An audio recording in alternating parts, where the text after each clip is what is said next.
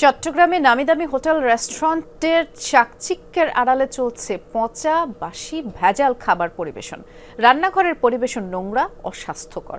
আজ চকবাজারে সাইমন এবং hunger killers নামের দুটি রেস্টুরেন্টকে 40,000 টাকা জরিমানা এবং অন্যদেরকে সতর্ক করেছে ভোক্তা অধিকার সংরক্ষণ অধিদপ্তর।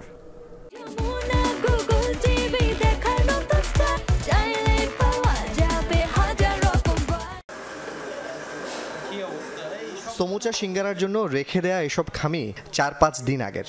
উপরে তেলাপোকার অবাধ বিচরণ, পাশাপাশি ব্যবহার করা হতো দীর্ঘদিনের পোড়া তেল। চট্টগ্রাম মহানগরীর চকবাজারের সাইমন রেস্টুরেন্টে ভোক্তা অধিকার সংরক্ষণ অধিদপ্তরের অভিযানে ধরা পড়ে এই চিত্র। যদিও অস্বাস্থ্যকর নোংরা পরিবেশের দায় কর্মচারীদের উপর চাপায় রেস্টুরেন্ট কর্তৃপক্ষ। কর্মচারীদের অসাবধানতাকে দুষছে তারা। আমরা তো করি স্টাফ দিয়ে, নিজেরা তো সব কিছু করতে পারে না। স্টাফদেরকে ইনস্ট্রাকশন থাকলে ওরা অনেক সময় ক্যারি করো না, এটা হলো মূল সমস্যা। আমার নেগলিজেন্স ছিল যে আমি এগুলো তদারকি করতে পারি না যথাসময়ে, এটা হলো আমার ব্যর্থতা। আরেক পরিচিত রেস্টুরেন্ট হাঙ্গার কিলার্সের চিত্র একই। বাইরে চাকচিক্যের আড়ালে খাদ্য তৈরিতে ব্যবহার করা হচ্ছিল মেয়াদ উত্তীর্ণ ঘি, চিজ এবং জুস তৈরির সিরাপ।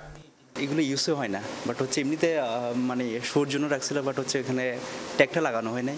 এটার জন্য আমরা খুবই আসলে দুঃখিত। প্রতিষ্ঠান দুটিকে 40,000 টাকা জরিমানার পাশাপাশি সতর্ক করে দেয় ভোক্তা অধিকার সংরক্ষণ অধিদপ্তর। দুইটা প্রতিষ্ঠানকে 40,000 টাকা অর্থদণ্ড করলাম। আমরা এগুলার বিষয়ে তাদেরকে সতর্ক করেছি, সচেতন করেছি, পাশাপাশি আজকে একটা আইনানুগ ব্যবস্থা নিয়েছি।